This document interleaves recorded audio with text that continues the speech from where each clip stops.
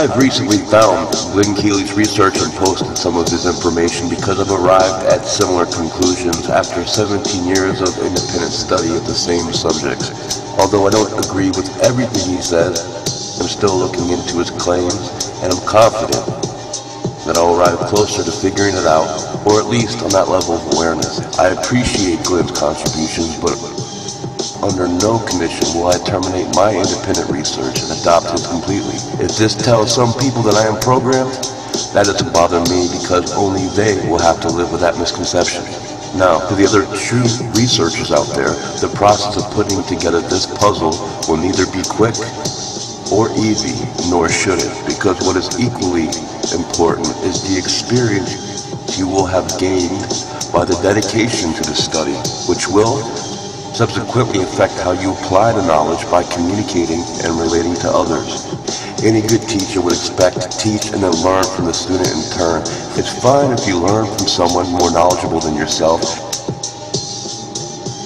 yet as soon as you abandon your search and begin to reiterate theirs without the ability to discern or express your interpretations, then you essentially no longer exist on any other level than a frontman for that organization. Again, anyone who simply receives the assembled puzzle from someone else lacks the experience of how it was put together. It's very obvious to me who these people are because they exhibit the initial warning signals of a failure of independent thought. And when one fails to think for themselves too often, they are prone to repeat the initial problems which got us into this mess to begin with. You've got to be willing to put in the work for yourself. I've reached my current level of understanding by reading the material provided by as many people as I can find on this path, and then applying that thought process by continuing to think, and then think some more. At no time past my juvenile age did I ever presume that either I or somebody else had all the answers. Since the answer should remain an individual expression, I won't hesitate to communicate with anyone and attempt to learn more. This is the solution we've been looking for, and the basis to anti-programming everywhere. Someone considers themselves awake simply because they found someone else's work and research. They begin to wade dangerously farther into the ocean of programming. Again, I can recognize these people for they are often egotistical, sometimes extremely paranoid, and always of an elitist mindset, often taking on the same nature of the Illuminati who they attempt to challenge or destroy. Independent thinking is what has worked for me so far, and is exactly what I plan to continue to do. Another misconception that I've heard recently is the idea that our lives were 100% controlled by others. This belief that every step we took until the point of awakening was controlled means that also the point of us awakening was also controlled.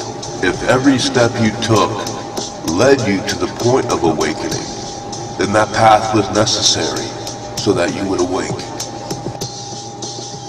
With a lock on the education, religion, and government and the entertainment industry, there are many of us who refuse to be controlled by refusing to be educated by the system or entertained. Oftentimes, our lack of being programmed is why we have failed in other endeavors that other people have thrived in.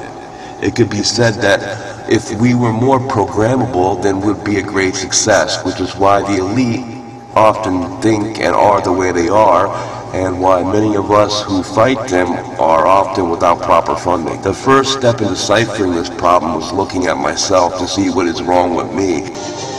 After figuring that out, then I can attempt to see what's wrong with society. Do not attempt to jump to step 2 without a careful completion of step 1. Otherwise, you will look rather foolish to those of us who have.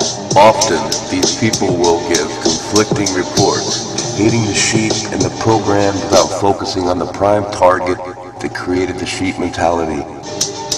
These people attempt to fight a war without seeing that the battlefield exists in their own mind. These self-misguided souls often suggest that others rebel in this haphazard manner. Decoding symbols and words are important, especially when these symbols and words have been created or hijacked to be used for evil purposes. Yet to carefully then avoid these words and symbols is exactly how it might have been planned that you would. They don't want you to attempt to reflect the symbols and words back at them while attempting to throw off or at least postpone the inevitable collapse. Look at it this way: if you don't like the world as it is, then we shouldn't give a damn if they want to destroy it. Yet, if we can see that their move is to make it worse, then we'll choose this world over a potentially worse one. The only people who may understand what I am talking about is other people in the truth movement, and then people that we oppose, who communicate their future evil deeds, betting that not one of us will communicate back to suggest they stop. Try communicating directly to them. They want you to stay away from certain symbols and words because these decoded words and hijacked symbols are a language that can be used in two different directions. If you don't understand what I'm talking about, maybe try reading or thinking some more. Although I'll be happy to drop you some hints, I'll refuse to have you follow me instead of being your own leader or attempt to lead others in the wrong direction. Some of you have recognized that there is indeed a game of chess going on and the elite are playing both sides. This is rather old news to many of us, and it's simply not enough to expose this situation again and again. By doing this, they are blurring in your mind the difference between what is right and what is wrong, and it's working on many of you.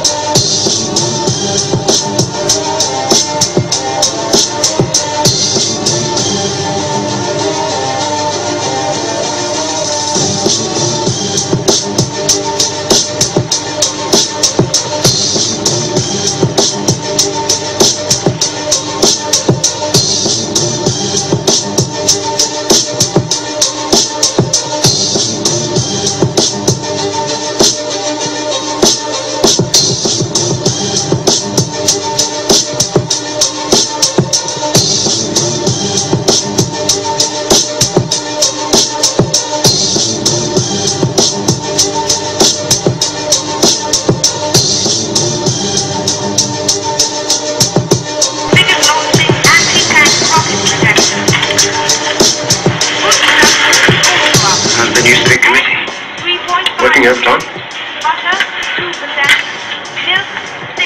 Prospect wastage is an adjective. Prospect problem is timing the language to scientific advance. Yes. It's a beautiful thing, the destruction of words. You won't have seen the dictionary 10th edition yet, Smith? It's that thick. The 11th edition will be that thick. Well, the revolution will be complete when the language is perfect. The secret is to move from translation to direct thought to automatic response. No need to stop discipline. Language coming from here, not from here. From here, not from here. From here, not from here. From here, not from here. Excuse me for intruding, but what you're saying is that we should be rid of the last vestiges of Goldsteinism when the language has been cleaned. I couldn't be more in agreement with you, brother. Absolutely.